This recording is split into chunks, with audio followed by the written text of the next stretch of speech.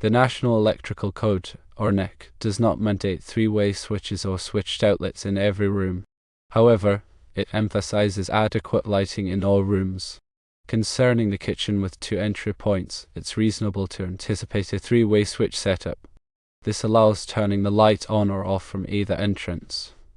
In a living room lacking overhead lighting, a switched outlet becomes a reasonable expectation. This allows a lamp to be connected and controlled via switch. The NEC doesn't stipulate an outlet in each room. It does specify the number of outlets required relative to the linear foot of wall space. Missing outlets in the kitchen or upstairs hallway could potentially indicate non-compliance with the NEC requirements. Modifying electrical installations post-drywall installation is feasible, though more complex and costly than pre-drywall adjustment. Consulting the city inspector is recommended for an electrical work review. They can assess NEC compliance. Non-compliant work may lead to required corrections by the builder. Let's break down some fundamental aspects of electrical installations and the NEC. Firstly, consider the purpose of the NEC. It is primarily concerned with safety. The NEC provides guidelines to minimize fire hazards and electrical shock risks. Secondly, understanding the concept of reasonable expectations is crucial, as the answer mentions. While not explicitly mandated, certain features align with common practices and user convenient. A three-way switch for multiple entry points to a room enhances usability. So too does a switched outlet in a room without overhead lighting. Thirdly, let's delve into outlet spacing.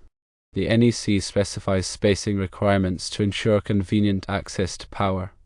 This minimizes the use of extension cords. A common rule is that no point along a wall line should be more than 6 feet, or approximately 1.8 meters from an outlet. This means outlets should be placed no more than 12 feet, or approximately 3.6 meters apart along the wall. Now let's talk about the process of electrical inspection. An electrical inspector examines the installation to verify compliance with the NEC and local codes. This often involves visual inspections of wiring, connections, and grounding. They may also conduct tests to ensure proper circuit functionality. If violations are found, the inspector issues a notice requiring the contractor to rectify the issues. Consider the impact of post-drywall modification. Cutting into drywall to add or relocate wiring creates dust and debris. It also necessitates patching and repainting, adding to the project's expense. Planning electrical layouts thoroughly before drywall installation saves time and money. Let's discuss some common electrical components. A three-way switch involves two switches controlling a single light fixture from two different locations. This requires a special wiring configuration with traveler wires connecting the two switches. A switched outlet is an outlet controlled by a wall switch. This is typically used for lamps or other devices that don't have their own on/off switch.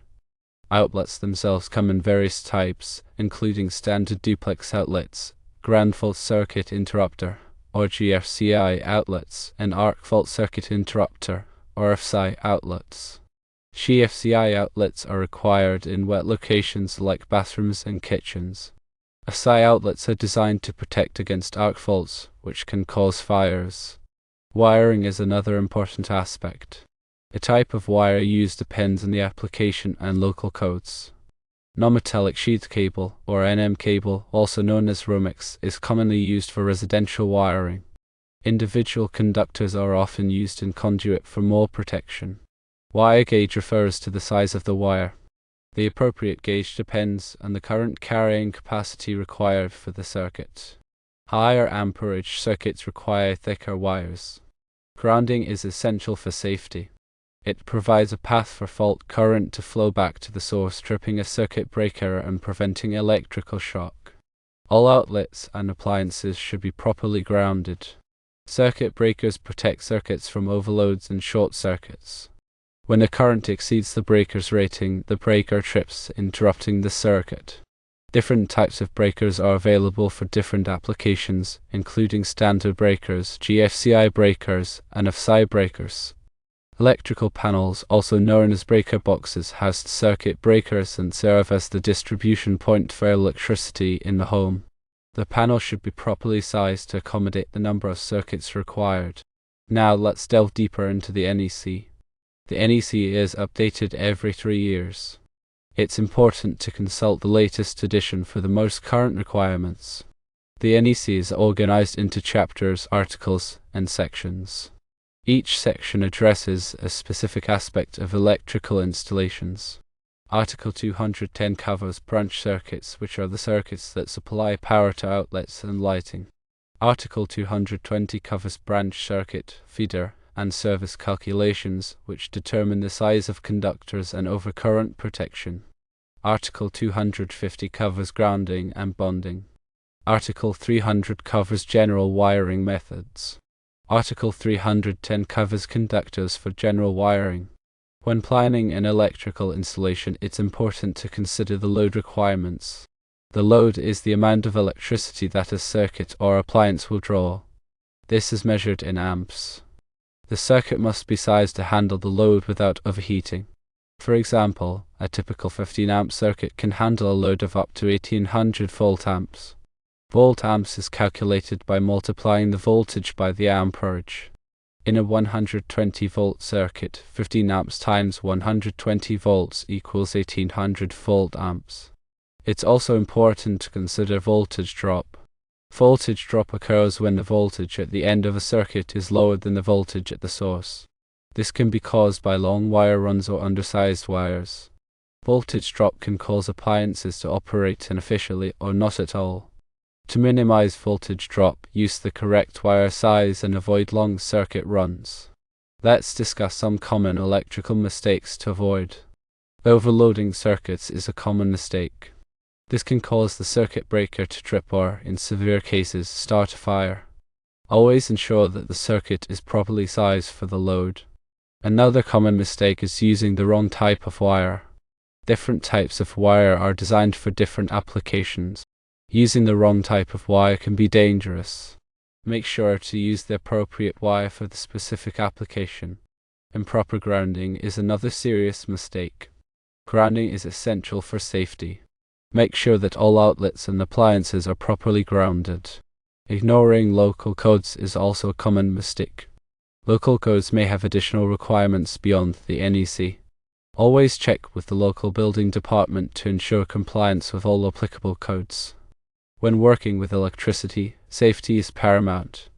Always turn off the power before working on any electrical circuits. Use insulated tools and wear appropriate safety gear.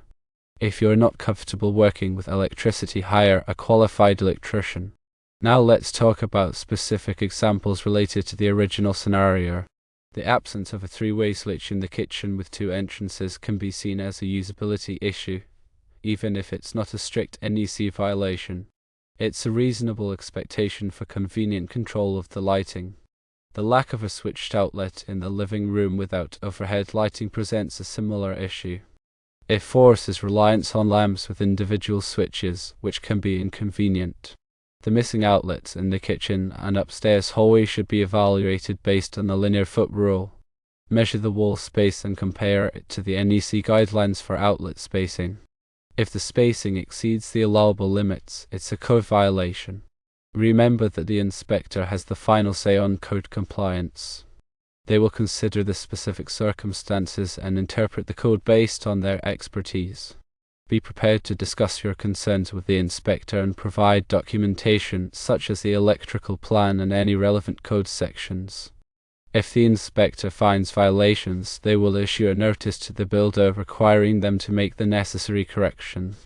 The builder is responsible for ensuring that the electrical work complies with the code. If the builder refuses to make the corrections, you may need to take legal action. However, it's always best to try to resolve the issue amicably if possible. Communication is key. Discuss your concerns with the builder and try to reach a mutually agreeable solution. Document all communications in writing. This will be helpful if you need to take further action. Consider hiring your own electrical consultant to review the electrical plans and inspect the work. An independent consultant can provide an unbiased assessment of the installation and identify any potential problems. Be aware of the timelines involved. The inspection process can take time, and the builder may need time to make the corrections. Be patient and persistent. Don't give up until the electrical work is brought into compliance with the code. Consider future needs when planning your electrical installation. Think about where you might want to place furniture, appliances, and electronics. Make sure there are enough outlets in convenient locations. Also, consider adding extra circuits for future expansion. Smart home technology is becoming increasingly popular. If you're planning to install smart home devices, make sure your electrical system is adequate to handle the additional load. Smart home devices often require dedicated circuits and may have specific wiring requirements. Consult with a qualified electrician to ensure proper installation. Renewable energy sources, such as solar panels, are also becoming more common. If you're considering installing solar panels, you'll need to upgrade your electrical system to accommodate the new power source. This may involve adding a new electrical panel and upgrading the wiring. Again, consult with a qualified electrician to ensure proper installation. In summary, while the NEC doesn't explicitly mandate every detail, it sets a baseline for safety and functionality. Reasonable expectations, like three-way switches and switched outlets, contribute to a more user-friendly and convenient living space. Thorough planning, code compliance verification, and open communication with the builder are essential for successful electrical installation. The cost of copper and other raw materials have an impact on the overall expenses that a builder has during the project. It is important to verify the license of all the contractors working on your property. It is also important to check their insurance coverage. Verify with the state that they have a valid license as well. If an unlicensed contractor does electrical work, you might find it is not inspected. This will lead to a large cost later on when you try to sell the property if the inspector finds that it was not up to code. Also, in some cities or states you may be held liable and may face a fine. Ensure that the electrician follows local, state, and NEC guidelines at all times.